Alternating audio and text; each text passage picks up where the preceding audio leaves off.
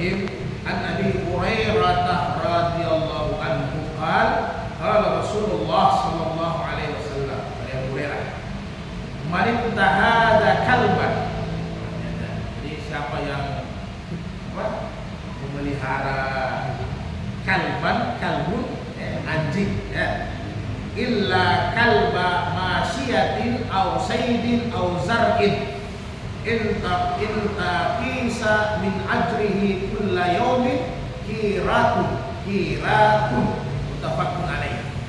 Jadi barang siapa yang memelihara anjing kecuali 3 alasan ya, lalu sudah pernah juga hadis yang kita bahas, kecuali 3 alasan, maka kalau tidak ada 3 alasan ini, maka setiap hari pahalanya itu berkurang sebanyak 1 kirat.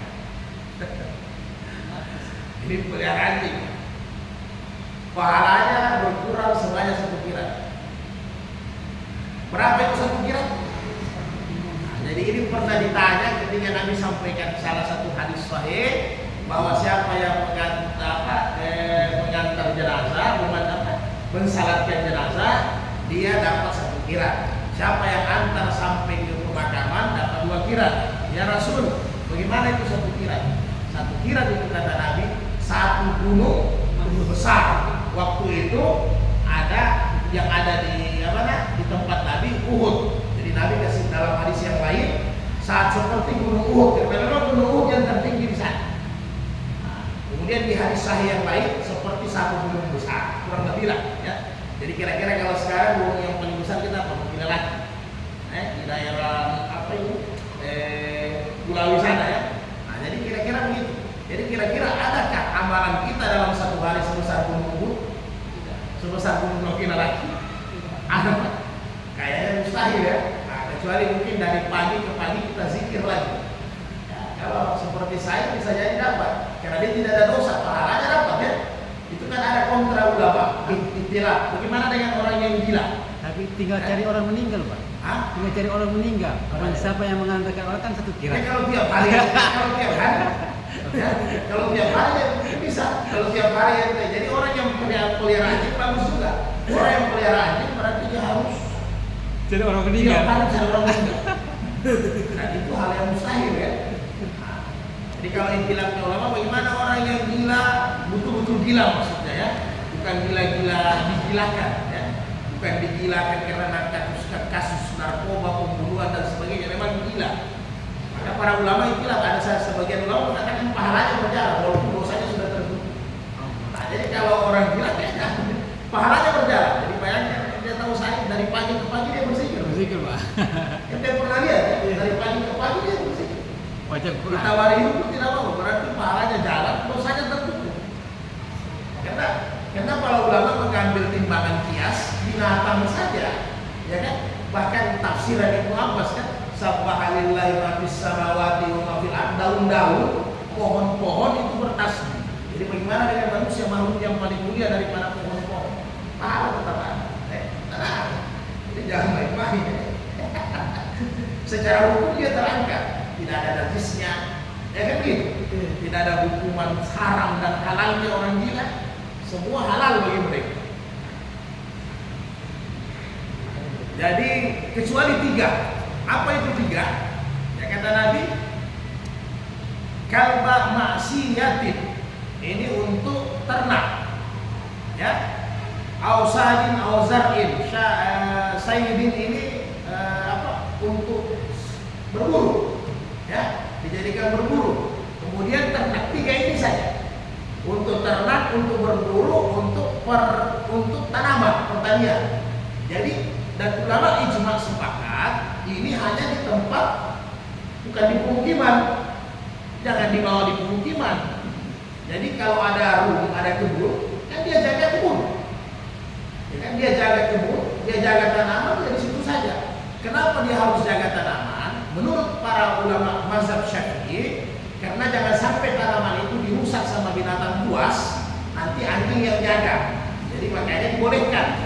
Nah, kan begitu. Tapi menurut 3 mazhab tetap sepakat boleh, tapi tidak boleh dibawa di pemukiman. Jangan dibawa pulang. Kalau dibawa pulang, apa yang dia jaga? Ya, jangan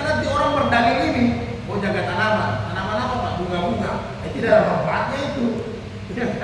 Itu tidak manfaatnya disebut dengan tanaman bermanfaat dengan orang lain. Jangan ditaruh di pemukiman karena dia najis. Tak boleh ditaruh di pemukiman. Ini ditaruh di halaman jaga rumah, ini kelihatan orang bakir, kelihatan orang sikir ya. Nah, kalau sudah ditaruh di rumah karena tidak mau dimasuki rumahnya, tidak mau minta, jangan sampai ada orang minta sumbangan, kenapa itu? Ini orang ketakutan. Jadi ketakutan. Kemudian ternak, kalau ternak jelas, karena biasa ada di situ kandang sapi, ya kan?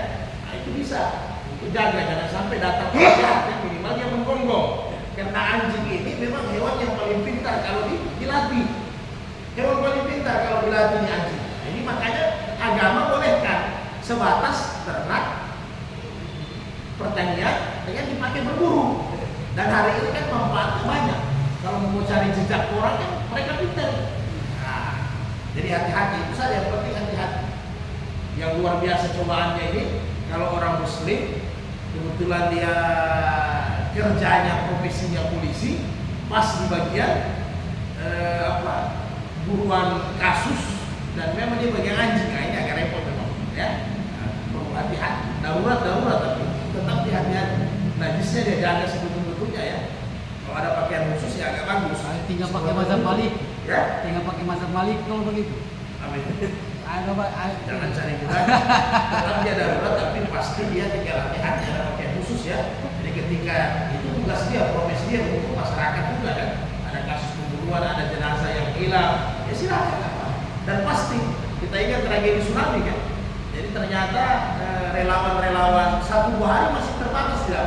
Saya lihat setelah 5 hari kita lihat mereka sudah turunkan anjing-anjingnya memang dari Jawa kan, yang sudah dilatih dan terbukti dengan anjing-anjing itu cepat tahu, tinggal dipatok-patok. Oh ini, jadi anjing yang cium setelah anjing galak ya patok, anjing galak ya patok, nanti tinggal tim SAR yang bongkar. Tapi penemuannya itu cepat anjing. Karena kalau memang bongkar-bongkar kadang gunakan anjing, utamanya petobo. Saya sempat dia langsung petobo. Itu pakai anjing caranya. Nah, kalau tidak agak lama habis waktu. Ya, kalau anjing dia tahu, dia kalau sudah galak stop, disuruh cari tempat lain lagi. Tapi memang sudah terlatih ya. Jadi jangan coba-coba peliharaannya kalau tidak ada manfaatnya ya. Tidak ada gunanya jangan. Tapi banyak juga orang-orang Islam biasa saya datang kampung mas. Alasannya ini apa? Ditanya saya kira Muslim. Ternyata saya kira Muslim, ternyata Islam. Dia bilang tidak enak kebiasaan dari orang tua. Apalagi ada juga tetangga saya juga tuh, lebih besar anjingnya dari dia saya ini.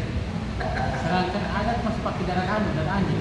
Adatnya masih pakai darah anjing. Apa itu? Adat orang di kampung-kampung kalau bikin adat telinga anjing itu darahnya itu dibikin. Untuk orang aktif dibikin Darah anjing. ada anjing. Wah, lebih parah ini. Masih banyak begitu. Ya. Jadi hati-hati apalan habis ya.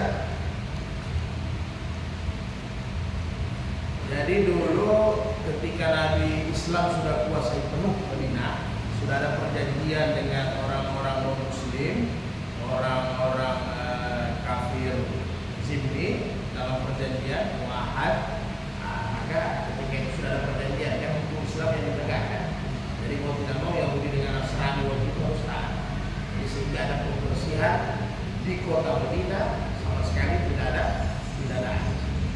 sampai hari ini. Sempat ada pembersihan sampai mereka apa yang tidak sempat ditangkap dibawa ke hutan itu mereka lari sendiri karena komunitasnya sudah tidak ada. Karena waktu itu utamanya dan dilanjutkan oleh Umar bin Khattab. Jadi tetap terlanjut sampai nama Umar bin Khattab.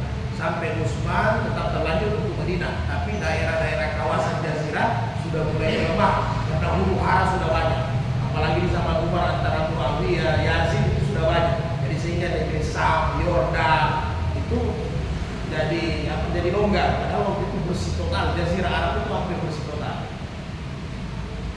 Karena biasa satu pemimpin turun itu beda lagi kebijakannya. Ya, dia pakai dalil yang lain lagi kan begitu.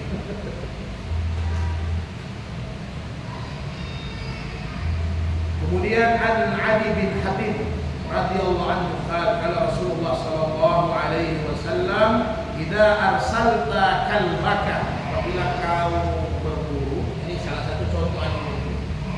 Jadi apabila kau melepas anjingmu, ya, fazkur ismallah alaihi, maka ucapkanlah bismillah. Ya, kalau di mazhab Syafi'i dia tambah bismillah Allahu akbar, sama saja. Yang penting ada bismillah. Jadi lepas itu anjing dengan bismillah, begitu. Fa inna amsaka 'alaika fa'adraktahu hayyan fa asbahu wa in adraktahu katala wa lam yakul minhu faqulu.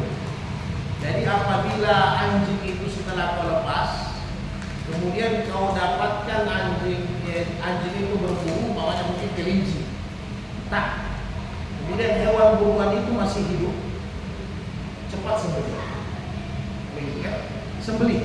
Jadi anjing ini dilepas untuk melumpuhkan. Kita paham ya? Jadi anjing ini dilepas untuk melumpuhkan, minimal dia tidak, buruan itu tidak lari. Sehingga ketika kita lihat itu buruan, dia masih hidup, kita sembelih. Kemudian apabila kau dapatkan dia sudah meninggal, kata walan yakul minhu faqulhu. Apabila kau dapatkan itu hewan buruan, umpamanya anjing yang mengejar itu kelinci, kemudian kelinci yang dikejar itu sudah mati, ya kan? Lihat itu kelinci sempat dimakan anjing atau tidak. Jadi kalau memang, jadi makanya memang harus cepat. Jadi kalau belum tidak dikorek, hanya memang dia lumpuhkan, dia tidak sempat makan, maka makanlah. Itu atau silakan makan. Jadi boleh kita makan. Nah, walaupun ada di mazhab Syafi'i, mana bekas yang digigit anjing itu dihilangkan. Abu Hanifah juga dihilangkan. Boleh. Artinya itu halal untuk kita makan. Kenapa dia tidak bangkit tanpa harus disembelih? Karena sudah dilepas anjing buruan itu dengan membaca bismillah. Jadi sembelihan itu ketika dia dilepas. Ketika dilepas anjing itu berburu, kalau masih hidup sembelih ulang. Tapi kalau memang sudah meninggal, cek anjing itu sempat makan atau tidak. Kalau anjing itu belum sempat makan, belum dikorek, hanya sekedar dia gigit, silahkan makan. Itu halal untuk kita makan. Ya, kata Nabi. Kemudian, wa in wajadta ma'a kalbika kalban ghairuhu wa kad qatala fala takul.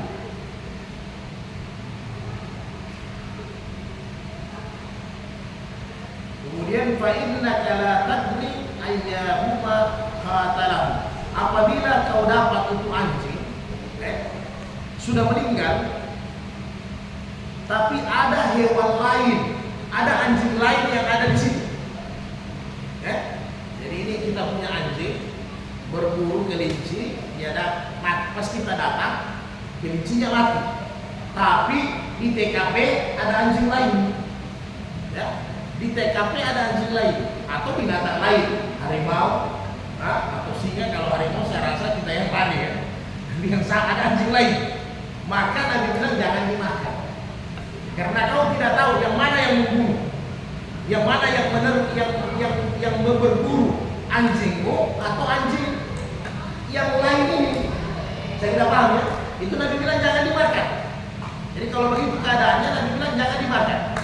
Fa innaka la tadri ayyahuma qatalahu. Kau tidak tahu yang mana, kau tidak yakin anjingmu ya yang berburu, yang menangkap itu buruan. Jadi jangan dimakan.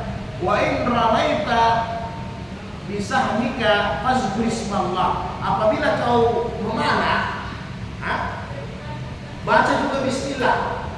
Ya. Jadi kita berburu memanah, mungkin ada rusa, jadi yang diburu yang halal kan, tidak dibahas yang haram. Jangan berburu harimau, berburu singa, berburu ular, itu yang barang-barang yang memang haram dimakan. Buaya, tapi kayaknya takut juga kita komplain pakai. Jadi yang halal maksudnya. Jadi ketika kau tarik anak panahmu sebelum dilepas, kata Nabi, sebelum kau lepas, bisa mika fazkur ismallah ta'ala, maka sebut nama Allah bismillah. Fa in ghaba anka yawman falam tajid fihi illa asyara sahmika fakul in syi'ta. Nah ini ada masalahnya. Setelah kita angkat anak panah, kan, tak, rusanya kena atau kelincinya kena, ya, kena anak panah. Pas kita cek, gaib, tidak ada, hilang. Itu rusa hilang. Tiba-tiba dia nanti kita dapat besok 1 hari. Kita dapat besok 1 hari. Maka kata Nabi, kalau kau dapat sudah 1 hari, maka kau lihat tanda-tandanya ada tidak di bulu sama kena panahmu. Apa dia luka atau anak panah atau kau punya anak panah ada melengket di situ. Nah, kalau ada tanda-tandanya, makan saja. Tapi Nabi kode insyikta. Kalau ente mau, ya, kalau ente mau, tapi halal. Jadi Nabi juga itu manusia biasa, Pak. Jadi bukan bilang ada kalau ada sudah berapa 1 hari jangan sampai. Jadi silakan, ente itu halal. Pas ente lihat dia mati, ada anak panah di situ berarti ente yakin oh ini anak panah saya. Itu halal boleh. Tapi Nabi bilang insyikta, kalau mau makan silakan boleh, halal.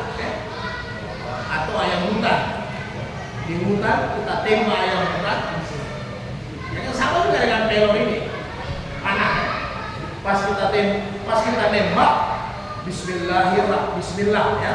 Jadi Bismillah. Jadi kalau mau menyembelih tidak usah pakai Bismillahirrahmanirrahim. Walaupun mazhab Syafi'i membolehkan, tapi cukup Bismillah. Takutnya nanti Bismillahirrahmanirrahim kepanjangan nafas. Pas di Rahmanirrahimnya hilang ente konsentrasi tidak jadi disembelih.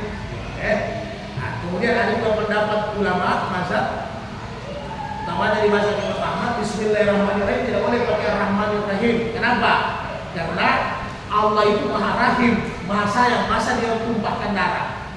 Oke? Jadi makanya Bismillah saja dengan nama Allah, tidak usah pakai Rahman Ar-Rahim. Jadi begitu juga ketika kita pakai senjata, Bismillah, tak hilang. Besok baru tidak, ya terserah ente. Mau makan silakan, tidak mau makan silakan. Yang jelas hukumnya halal. Yang penting ada tanda-tandanya. Kemudian, wa in wajadtahu garikan fil ma'i fala takul. Kalau kau dapatkan dia tenggelam di air, karam di air, umpamanya itu rusa, tiba-tiba pas ente cek itu rusa ada di sungai, tenggelam, sudah mati. Maka Nabi bilang, Nabi sampaikan sama kita, fala takul, jangan dimakan. Kenapa? Sama seperti kasus yang pertama tadi. Maksudnya apa?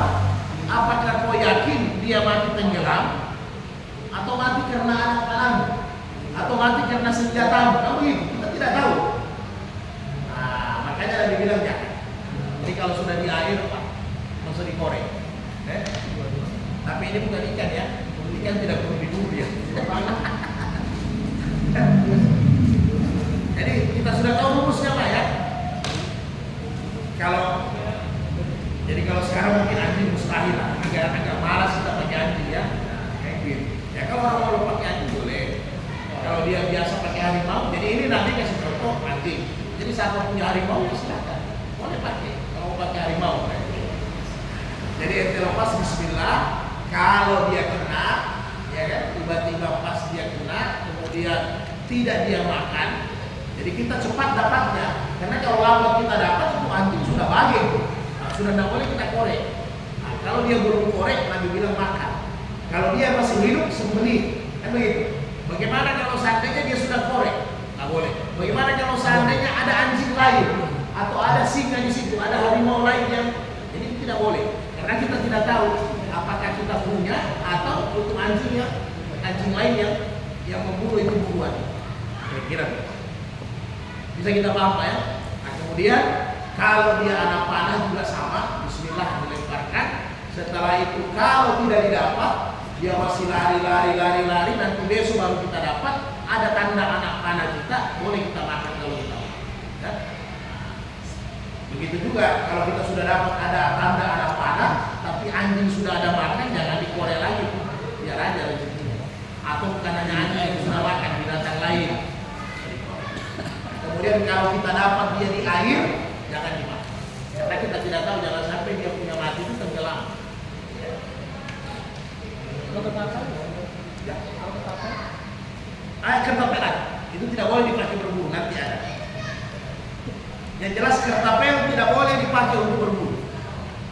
kalau tadi apa bilang kan kalau anjing kan ini masalahnya sudah mati, berarti tidak bisa dimakan. Kalau kita kan ragu-ragu sama anjing yang berburu. Seandainya ada anjing ini buruan, dia tidak bisa bergerak tapi masih hidup. Apa bisa kita sembelih itu? Kan iya, itu kan kelinci kayak kelinci kan buruan. Anjing tidak tahu anjing yang mana yang kasih lumpuh ini apa? Ini kelinci. Tapi masih hidup. Ini harus ada hewan buruan. Kalau yang tidak ada hewan buruan, jangan buruan. Tidak, ada anjing buruan. Pas di TKP ada. Yang jelas mau hidup atau tidak, kalau ada anjing yang lain, tidak boleh kita. Itu walaupun tapi kan masih hidup, kan bisa kita kasih Tidak beli. boleh kita makan. Karena kita tidak tahu yang kasih lumpuh dia itu anjing buruan itu. Oh ini posisi masih hidup. Masih hidup. Masih hidup. Ya, masih sebeli saja. Nah itu maksud saya. Ya, betul. Oke. Kalau masih hidup kita sebeli. Ini posisi kalau mati. Yang busur. Jadi kertapel itu nanti ada hadis-hadis lain, dia tidak mematikan, nanti bilang hanya membutakan mata. Makanya tidak dianjurkan untuk pakai kertapel. Kalau kertapel isinya bom, ya tidak apa-apa. Meriam, tidak apa-apa. Memang bukan mematikan, menghancurkan. Nah, lain lagi. Yang jelas yang Nabi larang kalau di zaman Nabi itu jangan melempar pakai batu, pakai kertapel, karena itu hanya menyakiti, ya, menyiksa. Jadi kalau dia bilang panah, tombak yang kena itu sahih ya. Kalau busur, KTP kan busur dia.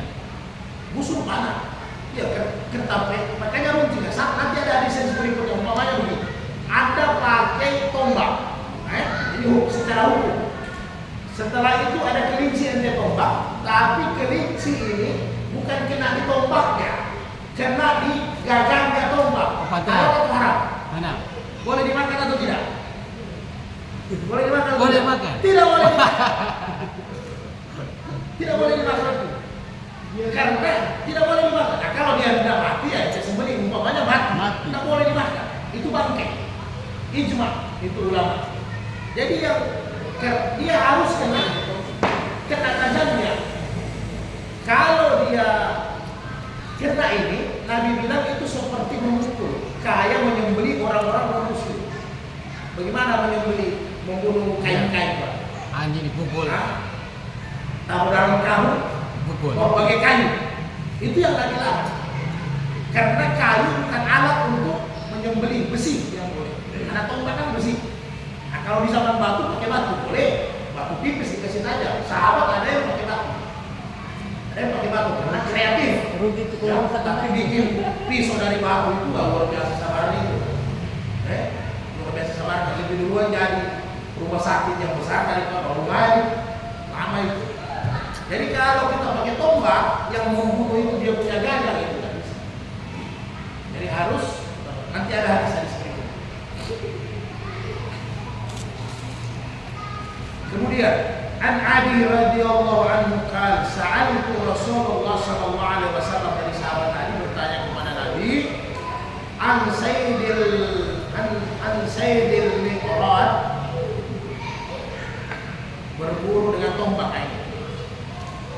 Faqal idza asabta bi haddihi faful wa idza asabta bi ardihi faqatal fa innahu wakidun fala takul. Tentang berburu dengan tombak, maka kata Nabi, kalau yang kena itu ujung yang tajamnya, maka makanlah. Kalau dia memang mati, makanlah. Kalau yang kena itu tangkainya, kayunya, kata Nabi, sudah mati dia, fala takul, jangan kalian makan, karena itu seperti wakizun. Wakizun itu cara membunuh binatang, pakai kayu dan sebagainya. Ya. Atau ada juga saudara-saudara kita di mana? Di Papua, babi kan? Itu kasih hancur itu, kepalanya dibagi. diperiksa binatang. Itu yang Nabi bilang dinyatakan. Ya. Kalau babi biar bisa beli tidak boleh. Jadi tombak. Jadi itu tingkat tombak. Kemudian an Abi Sa'labah 'an Nabi sallallahu alaihi wasallam qala idza ramaita bisahmika faghaba 'anka fa'adraktahu fakulhu ma lam yuntin. Ini sama dengan hadis yang ketiga tadi. Apabila kau melepas anak panah, tiba-tiba buruan itu hilang kata Nabi, kau baru dapat besok dan dia malam yantin. Selagi dia tidak busuk, silakan kau makan. Jadi menguatkan hadis yang tadi. Jadi itu tergantung kita lagi. Kita panah atau kita tembak mati, tapi kita tidak lihat mana bangkainya. Besoknya baru kita dapat, kita periksa, memang kita punya pelor, diperiksa oleh memang anak tombak saya, diperiksa oleh anak panah saya. Tapi kalau dia busuk, tak boleh dimakan. Ya, kalau dia tidak busuk, pilihannya terserah Bapak, mau makan atau tidak, halal. Ya. Halal. Ini lain perkara darurat ya. Ini kalau perkara darurat beda semua. Ya. Kalau itu sudah lapar tidak ada makanan ya sedangkan babi halal. Tapi untuk berdiri bukan untuk kenyang. Jadi ada kadarnya. Sudah darurat di hutan tidak ada yang haram, tapi yang babi untuk kenyang. Nah itu tidak boleh untuk sekedar berdiri. Ya. Tapi air minum itu selagi masih ada air, ya, air bisa bertahan sampai berhari. Ya. Orang bisa bertahan dengan air sampai 1 bulan asal ada air. Kalau tidak ada air selesai. Kemudian an Aisyah radhiyallahu anha anna qauman qalu Nabi sallallahu alaihi wasallam. Dari Aisyah bahwa ada kaum membawa kepada kami. Jadi ada kaum, ada suku-suku lain membawa kepada kami inna qauman ya'unana billah. Jadi membawa daging. Kamu ini la nadri, kami tidak tahu azkarusmallahi alaihi, apakah daging itu disembelih sempat menyebut nama Allah atau tidak, pakai bismillah atau tidak, kami amla atau tidak. Maka samullah alaihi antum wa qulu. Jadi Nabi bilang rawahu Bukhari. Jadi Nabi bilang ya waktu makan ente orang sebut saya nama Allah, makan. Jadi jangan makan dulu baru baca bismillah. Baca bismillah dulu baru makan. Nah ini ada di hayatus sahabat di keutamaan basmalah, ya. Jadi bisa. Jadi basmalah itu bukan hanya saja dipakai untuk sebelum makan, tetapi ternyata basmalah ini fungsi daripada basmalah ini menghilangkan keraguan kita apakah daging yang kita makan itu halal atau haram, sudah disembelih atau tidak, caranya baca bismillah sebelum konsumsi. Tapi dagingnya daging halal. Tapi jangan juga ente masuk di warung RW. Ini kita kadang jangan dibolak-balik. Oh di sana ada warung RW, tapi saya tidak makan RW. Yang saya makan ada jual ikan. Ya, kan? Padahal di luar dia sudah tulis warung khusus.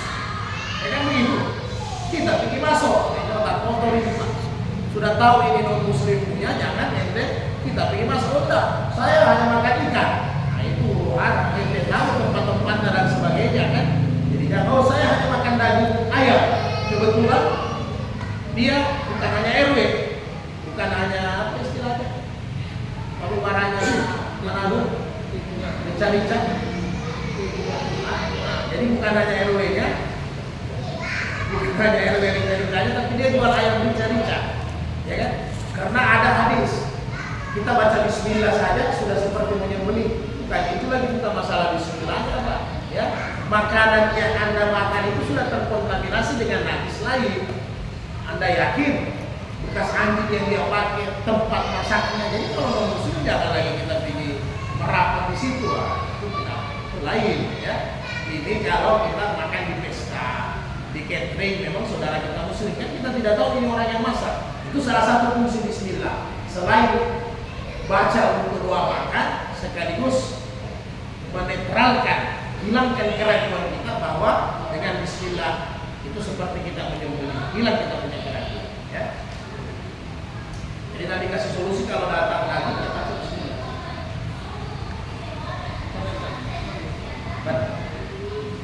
Saya pastinya kalau menyembelih 2 kali katanya haram. Apa itu? Menyembelih. Kenapa disembelih 2 kali? Sudah putus. Mati. Akan besok lagi sembelih. Mak kejadian kan. Ini anak tetangga saya. Sudah hampir putus lehernya. Dia mati-mati. Masih bisa menangis. Artinya masih hidup. Pas sebagai lagi. Ya. Pas sebagai 2 kali kepalanya hilang. Hampir putus lah. Hampir putus lah. Nggak mati-mati. Itu orang ketepatannya. Nah, sampai 2 kali putus lah. Masih hidup. Masih hidup. Masih gerak-gerak lama. Dokter yang bilang sudah sampai itu. Kenapa? Sudah 2 kali. Cuma 1 kali saja boleh. Kalau sudah lepas, pisau dengan binatang tadi, saya tadi, makanya dia bagaimana? Masalah 2-3 kali kalau belum meninggal tidak masalah, ya harus disembelih lagi. Jadi menyembelih itu kan 3 yang dikasih putus. Biasanya masih 2 yang putus. Kan memang sapi atau kambing atau ayam kan biasanya kita merasa sudah putus. Jadi yang dikasih putus kan saluran makanan, saluran nafas yang paling utama ya. Saluran nafas, saluran makanan dengan pembuluh darahnya. Jadi tetap ada 3 itu di leher. Jadi 3-3 ini memang harus putus. Biasanya yang putus ini hanya sambungan makanan, saluran makanan dengan pembuluh darah. Biasa nafas belum putus, makanya ada gantung-gantung ayam masih bisa terbang. Berarti nafasnya belum putus bagus. Nah, jadi kalau bagaimana kalau kasus seperti ini? Kalau kasus seperti ini tangkap ulang, sembelih lagi. Bagaimana tiba-tiba pas sembelih ulang kepalanya hilang? Sah. Ya, secara hukum sah. Makanya kalau yang beli ayam sebenarnya sama, bukan hanya ayam, semua binatang. Yang paling sulit itu onta karena panjang sekali lehernya. Makanya dia harus semakin ke bawah. Jangan terlalu, makanya kalau onta kan dia begini. Jadi onta itu terlalu panjang dia di sini karena onta modelnya berdiri ditusuk. Kan diiris saja supaya darahnya jatuh. Tempat napasnya. Kalau kambing sapi kan dibantu, ayam juga biasa begitu. Makanya jangan terlalu dekat dengan belakangnya. Cari memang pas di tengah di bagian pernapasannya. Jangan terlalu ke atas, jangan ke bawah sekali. Biasanya ada satu salurannya yang tidak putus. Tapi pada dasarnya mungkin kita semua, saya pribadi juga awal-awal dulu pernah potong ayam putus pada kepala. Karena pisaunya terlalu tajam, ya kan? Karena kita takut jangan sampai tidak tajam. Kemudian kan belum ada pengalaman bagaimana ukurannya. Jadi hilang kepalanya. Kalau itu sudah aman, sah. Jadi kalau terbang ditangkap ulang, potong ulang sah. Nampak. Oh sudah tidak boleh jadi bangke. Apa yang bangke? Dia belum mati kan? Atau sama bapak-bapak tiba-tiba di jalan.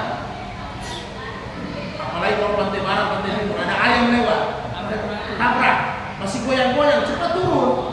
Kalau ada pisau di sana bagus, langsung bismillah.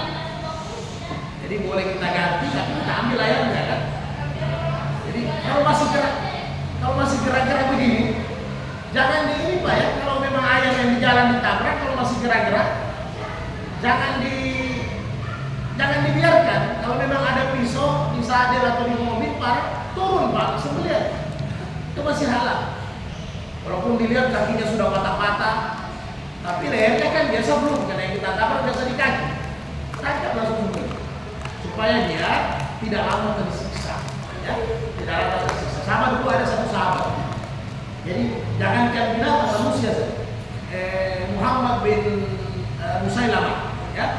Ini Muhammad bin Musailamah pernah dia punya saudara dibunuh sama orang Yahudi. Ya. Musailamah Al-Kadzab ini. Ya. Musailamah Al-Kadzab ini apa? Bukan, bukan Al-Kadzab. Al-Kadzab itu istilah. Nah, jadi tiba-tiba waktu perang tanding, kalau kan waktu Yahudi dengan Islam perang tanding, kan sebelum perang semua kan perang nyali dulu, satu lawan satu. Pas ini Muhammad Musailamah dia lihat, ini yang membunuh anak punya adik. Ya Rasul, saya selesaikan dia. dia kasih alasan dia membunuh adik saya. Pas perang tadi dia langsung balik kaki, perang kaki. Yang namanya kalau sudah kaki dia balik langsung di atas lutut, betis, putus, pisah. Jadi orang Yahudi sampaikan penggal leher saya. Jadi sudah kesakitan kan, sudah tidak bisa buat apa, penggal leher saya. Dia bilang tidak, saya tidak memenggal leher supaya kau rasakan bagaimana sakitnya saya, adik saya membunuh. Ya kan? Kau penggal, saya tidak penggal kau, tapi biar kau rasakan mati berpelan, maksudnya dia siksa. Ya namanya orang kalau pendarahan kan, otomatis matinya lama, sakit. Tiba-tiba Ali bin Abi Thalib maju, ya, maju langsung, Ali langsung pancung. Ali bin Abi Thalib langsung pancung, kemudian baju besinya, pedangnya, tamengnya diambil sama Ali. Ya, dia sudah meninggal. Jadi ini babnya, bab jangan menyiksa orang, tak boleh. Ya, jadi kalau membunuh langsung. Tidak boleh juga sudah mati, jangan dimutilasi. Yang lalu sudah kita bahas ya. Tapi jangan disiksa. Apa ini dalam peperangan? Tak boleh disiksa. Makanya Ali mengerti, paham dia agama, dia datang langsung dia pegang. Tapi Ali bagusnya diambil baju besi peralatan peperangan. Muhammad Musailamah protes, ya Rasul, kenapa ada yang harus ambil itu? Yang bunuh kan saya. Ali bantai, bos. Saya yang bunuh anak, itu tidak bunuh anak, yang potong kakinya. Nah begitu. Karena aturan perang tanding itu beda dengan kalau sudah perang utuh. Kalau sudah perang rame, itu namanya harta ganimah. Harus diserahkan ke pemimpin, nanti pemimpin yang bagi. Tapi kalau perang tanding, itu belum harta ganimah. Siapa yang membunuh, dia punya milik. Nah, jadi Ali ambil. Ya? Karena saya bunuh, dia bilang bukan ente. Tapi terakhir ini Nabi. Ali ente serahkan sama dia. Ali juga taat, dia serahkan. Karena dia sudah kasih patah sebenarnya kan. Karena cepat atau lambat pasti dia mati pendarahan kan. Kalau sekarang dibawa ke rumah sakit mungkin masih bisa. Kalau sudah pendarahan zaman dulu mana bisa lagi ya. Di tempat super tinggal tunggu waktunya meninggal. Jadi kira-kira begitu. Walaupun keluar bab sedikit ya. Jadi tidak boleh kita menyiksa. Makanya dari yang lalu kita sudah bahas di bab cecak ya. Ya di bab cecak hewan-hewan yang harus dibunuh. Kalajengking, cecak, itu kan sudah dibahas. Jadi Nabi bilang kalau satu kali bulan mati itu cecak pahalanya 100 kan begitu. Kalau 2 kali pahalanya tinggal 50. 3 kali tinggal berapa? 20. Jadi makin banyak dipukul makin sedikit pahalanya. Jadi jangan bunuh. Siksa itu nah. Jadi kalau bisa 1 kali ini jangan mati. Ya, begitu juga lipat. Hanya biasa kita ini lipat macam-macam dibikin. Kalau menyatakan, kalau membakar, ingat tidak boleh membakar. Ya, tidak boleh membakar. Jadi yang lalu juga masalah racun. Jadi itu sudah ada ijma fatwa ulama ternyata kalau untuk tanaman dia mengganggu tanaman dia silakan. Ente menjaga tanaman. Tapi jangan ente bakar sarangnya. Kira-kira demikian Pak Guru ya.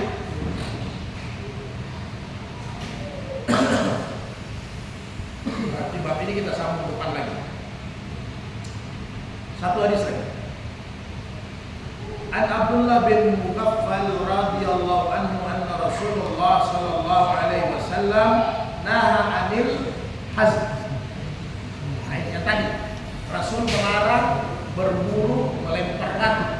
Ya, melempar batu bagal.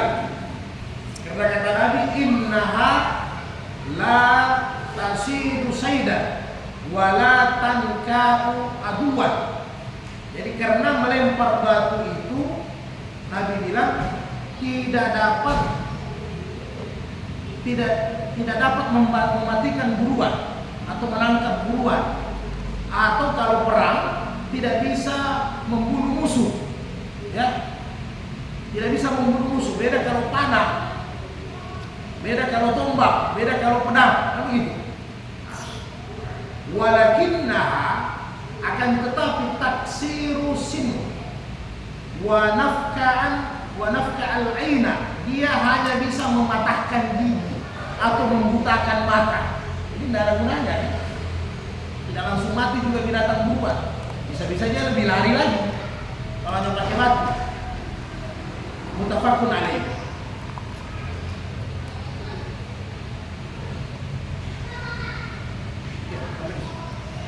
Jadi itu tadi yang masalah pakai batu ya. Ini tidak terlalu dia itu. Karena itu yang dulu ayam buta pakai lempar batu. Berarti bahaya karena di kakinya dia hanya kentok saja lah. Nanti kalau kena kepalanya langsung mati. Hah? Kena kepalanya langsung mati. Dia tidak dianjurkan karena kira itu. Kalau ada alat-alat yang lain, makanya Nabi bilang pakai anjing duluan. Kalau tidak pakai anjing ya berarti tombak, panah ya, yang digunakan. Karena tidak ada manfaatnya. Yang ditakuti begini bro. Kalau dia nyasar kena orang lain, karena dia lebih ringan kan, takutnya nanti kena orang lain. Itu yang ditakuti. Ya. Dan banyak memang tidak terlalu dianjurkan. Jadi yang dianjurkan itu kalau pakai kerikil ya boleh.